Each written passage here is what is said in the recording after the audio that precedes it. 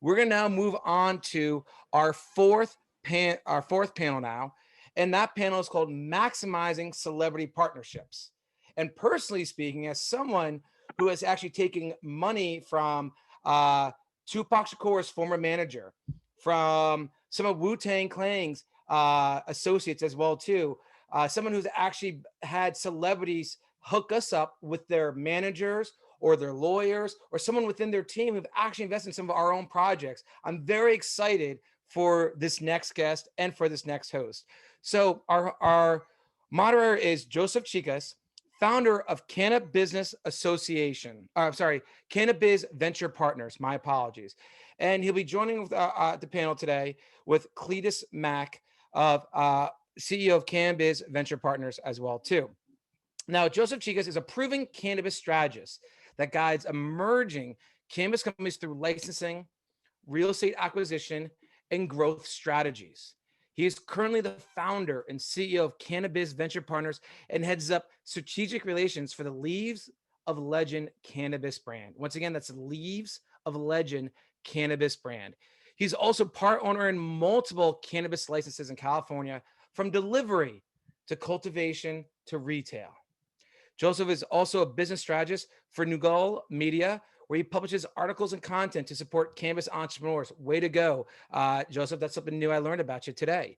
He also once served as executive director for the Cannabis Advising Partners at a point when it was one of the top cannabis advising firms in California.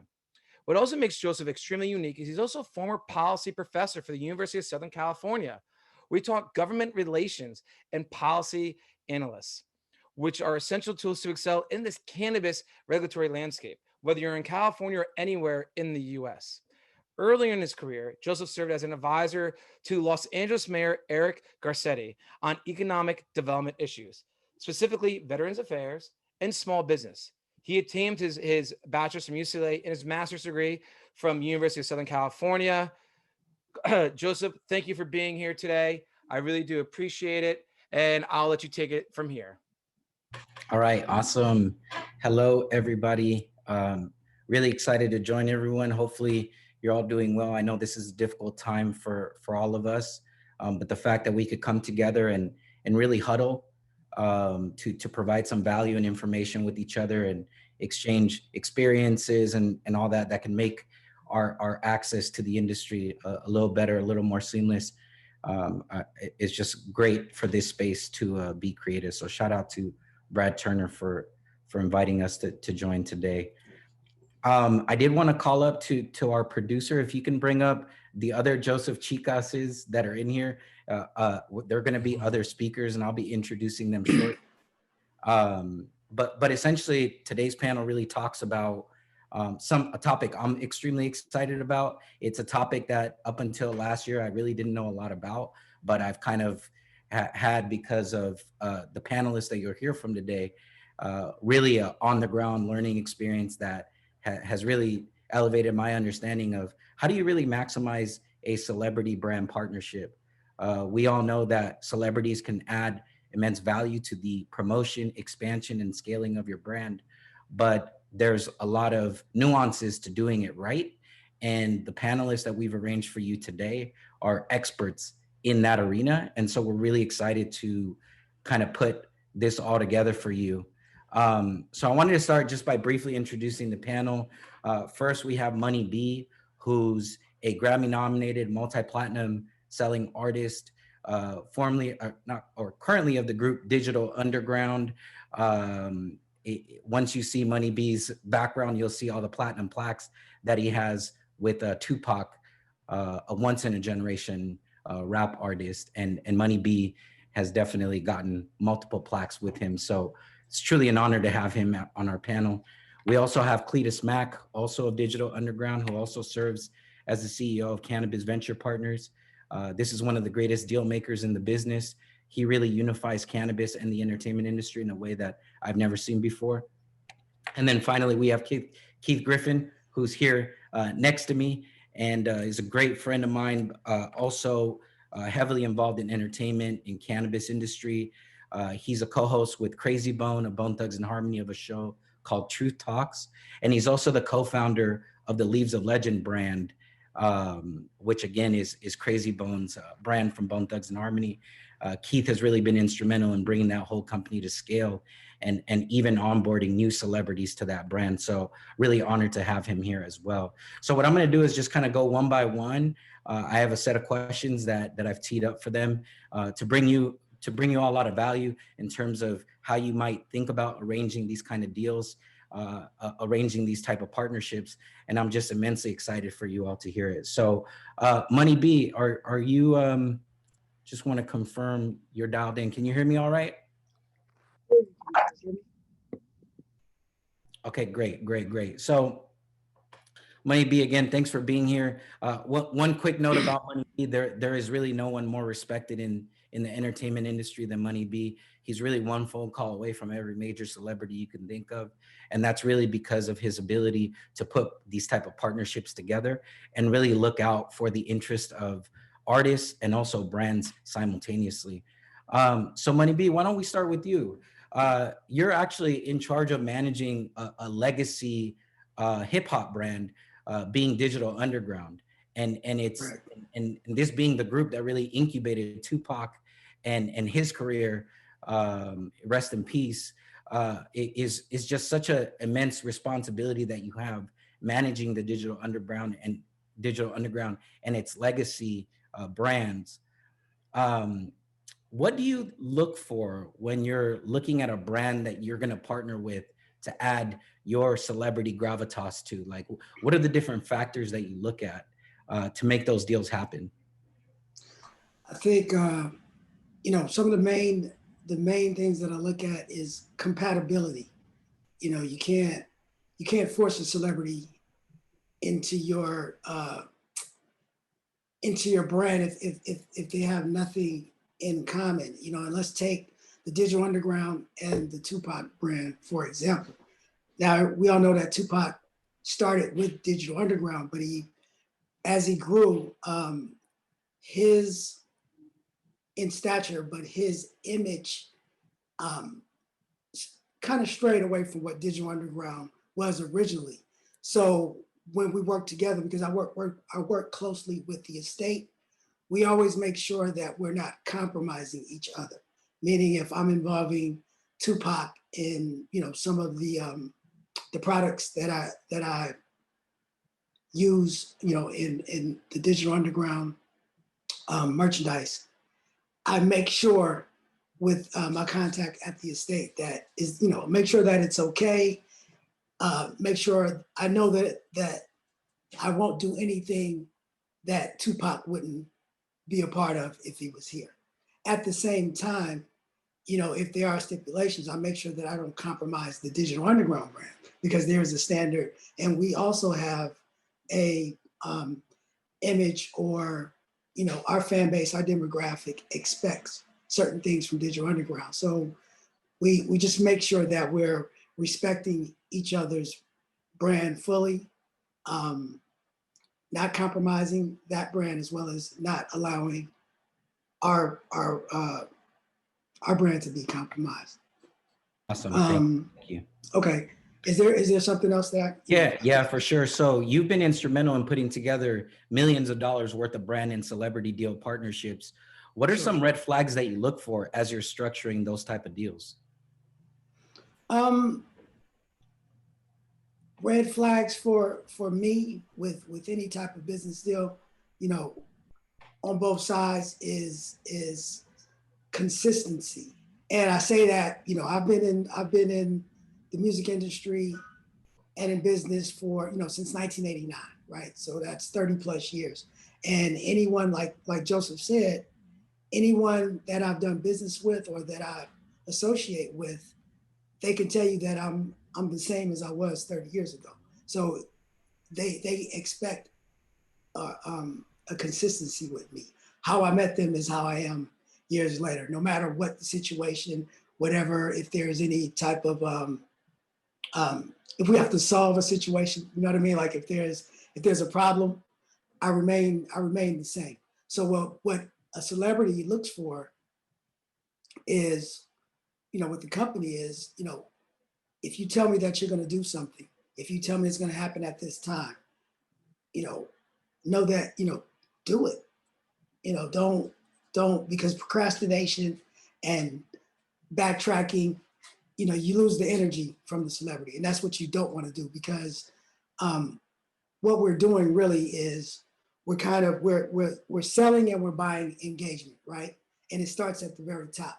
So from the very beginning, the company has to engage with the artist or the celebrity so that they believe in the product.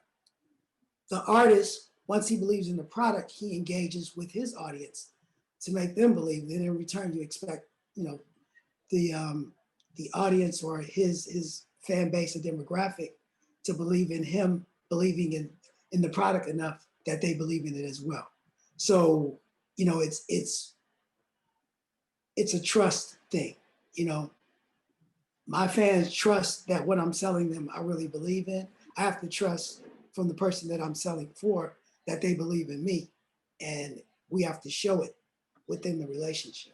And I think it gets lost a lot of time with people who don't deal with artists or people that are creative, and they only deal with business and bottom line. They treat everything as such, as a product, when you have to really cultivate these relationships and kind of cater to these celebrities to an extent, not overboard, but enough to where that the celebrity feels comfortable.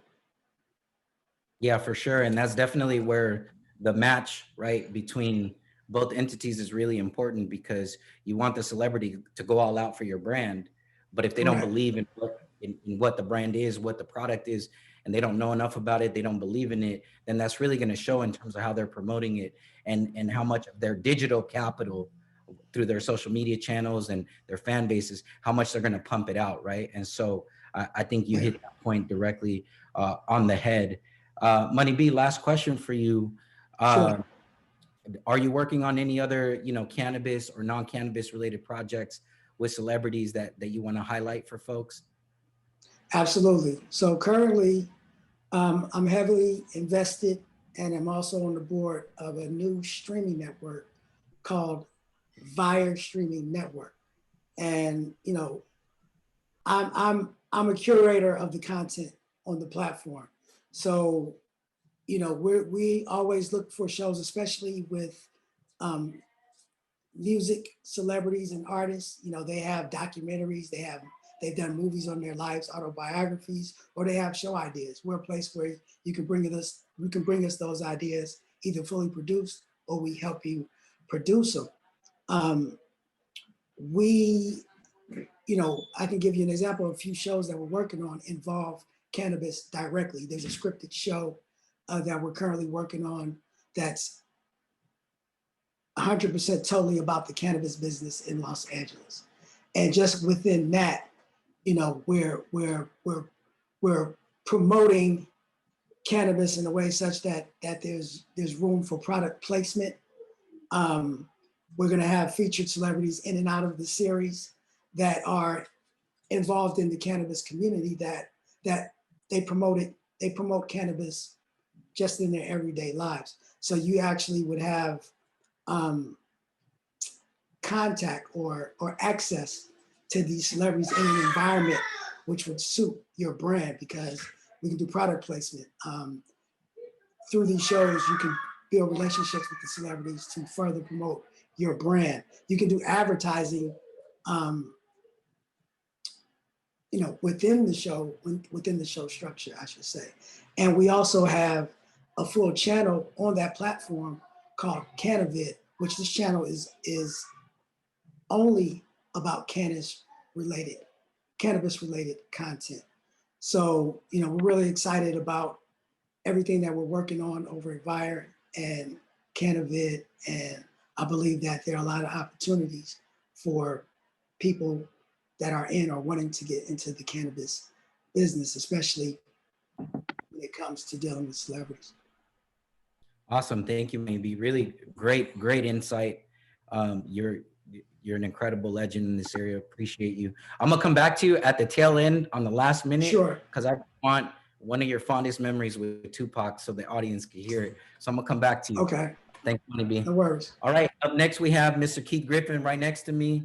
one of my best friends, and just an incredible asset on developing these type of partnerships.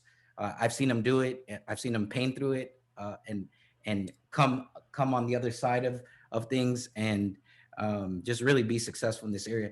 Keith, you've been instrumental in building the Leaves of Legends brand, which is already a multi-million-dollar brand that we built during the COVID, and that's been an incredible journey there to build a cannabis brand in the pandemic. But we've been able to get it off the ground and reach some important milestones. And you've really been instrumental in working with Crazy Bone on that, because Crazy Bone, your business partner, your best friend, but you're also, making sure that the brand is reflective of what he wants and what his vision is. How important is it to that you do that on behalf of Crazy Bone, and so that folks can get an insight into, because they at the end of the day, people see Crazy Bone as his brand, but like there's so many people working behind the scenes to get that done, and you're a key member in doing that. So talk to us a little bit about that. Well, Joseph, too kind too. Thanks for the intro, but matching someone up, an investor with a celebrity, I would say it's even more important, or as important as matching yourself up with your soulmate for life. Because when you an investor and an artist, an investor is always looking for a return. That's what you're supposed to do, because that's what investment is. But at the same time, if you have an investor that's looking just too much of a return, and you distinguish the artist's vision, and you just kind of ruin the artist's vision because you're looking about money, money, money. I had to link him up with somebody who was going to respect his dream, respect the vision that he wanted to go in, and just make it all fit exactly right, so that there's no like tearing back and forth about the business side and the creative side. Someone who was able to put capital up into the situation and be a exact silent partner. And it's kind of rare. So we did have to look and find those pieces. And we did, what I'm saying? Thank God we found those gentlemen that we're working with now to make Crazy Bones Leaves of Legend a very successful cannabis company. That's great. Now, this is a second development of this cannabis brand, but the first deal that you put together didn't really work out. Yes. Do you want to talk to the audience a little bit about what you learned from the original deal that you had put together? Yes, just like you're saying, the first investor, he came in and his ideas were more of taking over the company, really not respecting what the wishes that Crazy had, or seeing the vision, or working with a celebrity. Working with a celebrity is different than working with just, if we're starting a cannabis company with just from the ground up, you're going to have to kind of go through the steps that are already blueprinted and guided out. But being with a celebrity, you're able to take it to the different regions and to different countries that you can move faster, is what I'm saying, than having to just go step by step, because they're known in different places.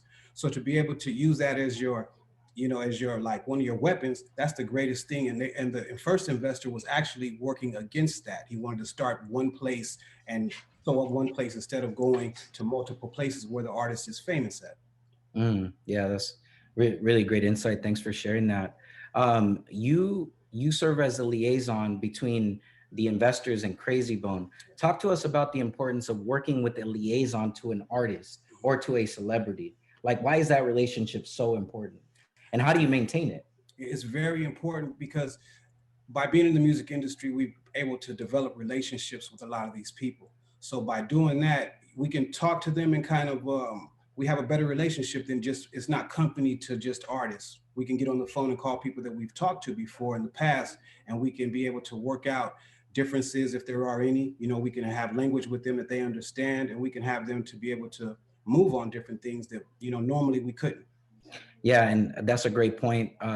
So much of what Keith and I work on is we solve problems, and nothing gets to the big boss, AKA Crazy Bone, or any of the celebrities that we work with. Nothing gets to their level unless it's absolutely like important. Otherwise, we're taking care of everything with the investors and with the rest of the partners on the supply chain to make sure that everything is great and solid, right? And then if anything reaches a certain level, then it just gets taken up, right? Up the food chain, so to speak. Yeah. Last question here. You were actually instrumental in bringing in Cujo from Goody Mob, legendary artist, legendary group, into the Leaves of Legends brand. Yes. Talk to us about why you thought that was a good fit for not only the brand, but also for him, and how you are envisioning kind of putting that partnership. together? It was a strategic move. We sought after the celebrity. It's not like we just wanted someone who's going to bring fame or a face to a thing. We wanted someone that actually uses the product. Unfortunately, Cujo was in a car accident where he lost his leg. His entire leg was severed. So he uses CBD products, and by me knowing that, we went after him so that we could have him on the roster, so that we can not just use him to normalize cannabis, because that's the state that we're kind of in too. Sometimes cannabis is still frowned upon in different places, but by able to have his story in a heartfelt kind of situation where he already uses cannabis in a CBD form for his pain versus opioids, it really gives us a good look, and it kind of like normalizes it more, or puts it in a place that's not just people on the corner smoking weed. We're doing something for the health or the education of the situation. So we're playing on that kind of thing, and he's a great artist. He's he's real passionate about what he does. So I'm happy to have him aboard. And those are the things that we look for. We're just not trying to set up a celebrity just to campaign something because they're famous. We're trying to have them have a background story about it. Awesome. Thanks, Keith. On to you, Cleetis. You've been such an integral leader within entertainment and cannabis, and structuring these deals together. What's the most important? What is the importance of a celebrity partner as a brand seeks to do what Keith just said, expand to a new market? Like, how does a celebrity bring value to doing that for a brand?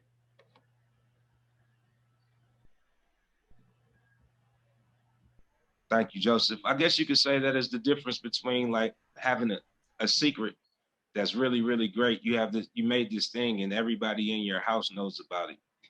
And everybody think it's really great, but you don't know how to get outside and tell everybody else. When you add a celebrity to it, it gets out. It's like the secret goes to the world. It goes across the country, because they have fans everywhere. It's worldwide fans. So, and now your product is in front of all of these eyes where it traditionally wouldn't be. Especially when you have a celebrity embracing it and saying, hey, look, there's nothing wrong with this. And look, we have medicinal values to this product and we have facts to prove it. And people are really quick to put out stuff for like alcohol, and those facts haven't really been proven for alcohol. Where it's been proven for cannabis, when it's been proven that CBD helps these children stop having these seizures and stuff like that. So we throwing all the rest of all of that red tape, we throwing that out in the trash. And we making sure these celebrities are coming on board. When they come on board with these brands, they're able to get their products seen by people that wouldn't normally see it across the world. Yeah, that piece is so important, right? That the celebrities educated on what the particular benefits are of that product, for sure. Talk to us a little bit about, outside of the obvious like marketing techniques, what are some other ways that a brand can benefit from a celebrity endorsement deal from your perspective? Well, for one, you like Money B was speaking on earlier, like I'm writing and producing television shows based on cannabis and based on the life of someone in the business, making comedies, making all different type of cannabis shows that's showing like, hey, this is happening in real life every day.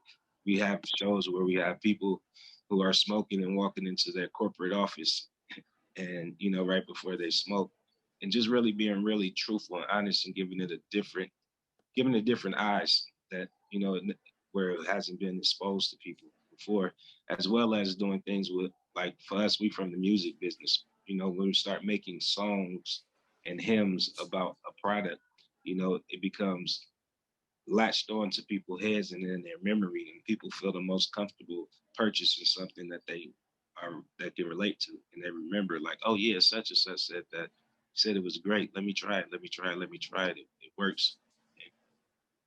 And you can tell from several different things that are happening right now, where you see a celebrity attached, and the money goes up high immediately. Not just cannabis. Yeah. I really like the example that you said. Can you about the Corona example with Snoop Dogg? Can you talk a little bit about that for everybody? Yeah, because unfortunately for the beer Corona, it ended up having the same name of this virus that's going around. and affecting everybody. And in return, it affected their money and their dollars because people were finding it bad. But then you put Snoop Dogg in a commercial rapping about Corona, like saying little rhymes in the Corona commercial. Now it's hip to drink Corona again. And now if you look at their stocks, they're going way back up. And it's very simple. To just adding that celebrity thing that makes people feel comfortable again. It's almost like a family member, like, hey, it's okay. Look at me. I'm in front of you. You can see me. I'm doing it and I'm alive. I'm okay. And it's all right. And that's kind of how it works. Yeah, and I just want to add that seeing Snoop on those commercials, I'm just like, man, he is living the dream out in that beach. I'm just like, this is what we all need to get back to. So it definitely has that effect. I'm actually craving a Corona after this call. Last question for you, Cleet, real quick. You got a celebrity on board. You got a deal together. How does a brand maximize that to ensure that they're getting the maximum return on investment? Because these type of deals, they might be expensive, right? So how do you get the most from your celebrity? Well, for one, I find out what my celebrity demographic is. Like, where does he have a stronghold at? You know, and also find out, like, is it Instagram, and how are people engaging with the things that they're posting? And with all of those things, you know, you go and get the math and you get the numbers, and then you build a calculator. And you have to know how to put all of those numbers in a calculator to see how many people, what is the percentage of people buying things and products that he's putting up there already. And then you have to say, all right, now we're going to add this amount of marketing on top of that. And then minus that from the little stigmatism that goes along with it being cannabis, is a calculator that we built that is, you know, we can't talk about that right now, but if you know how to use the calculator, is a way for you to make sure that you're going to get your money back and feel real comfortable about it. Because when you see numbers and facts, it helps a lot. Yeah, absolutely. And just to add to that, how the deal is structured, right? Are they just your ambassador? Are they just posting on their social media, or just are they just doing it? And the main thing, and this is the difference about having a celebrity ambassador and having an influencer. So the celebrity that you want to get, you want to make sure that people are seeing them always using the product. They are always promoting the product. They always have the product on them. There's a big difference between having an ambassador and an influencer. And that influencer is the person that's really doing it, and he has his finger on the pulse of the neighborhoods and his demographic. And they are watching him, and they're watching everything that he's doing because they want to dress like him. They want to drink what he's drinking. They want Ciroc. People love Puffy. They want to drink that vodka. And when you see all the other celebrities that he have promoting it, it makes you want to do it. So it's a difference between an ambassador and an influencer, and knowing that difference also helps with money and getting your money back, your ROI. Yeah, absolutely. Well And yeah, definitely. And just to add to that, whatever agreement you go into it with them has to reflect that, right? If you want them to just be an ambassador and influencer, that contract's going to look very different than them having an equity stake in your company and actually being within the company to help you build it. And there's a significant difference in that, from the deal structure to the terminology of these contracts. So it's very important to get legal counsel and make sure that the contracts are fair, and that they're honest, and that they're straightforward about what the brand is bringing to the table, and then what the artist is or the celebrity is bringing to the table. Exactly. I just have 2 minutes. I just have 2 minutes. Joe, we actually got to wrap it up. Okay. So my apologies, but I just want to say, No, it's all good. Hey, man, I know. But thank you everyone being here, and I'm really happy you guys talk about the difference between, you know what, you're right, get out the calculator. You know what? We all have a calculator on this lovely thing called a phone, a smartphone. And I'm really happy you brought up the difference between ambassadors versus influencers. We actually had a client who did hemp pre-rolls, and they got David East to just be an influencer. That's it. Not the ambassador, but just an influencer for a set period of time. They did very well.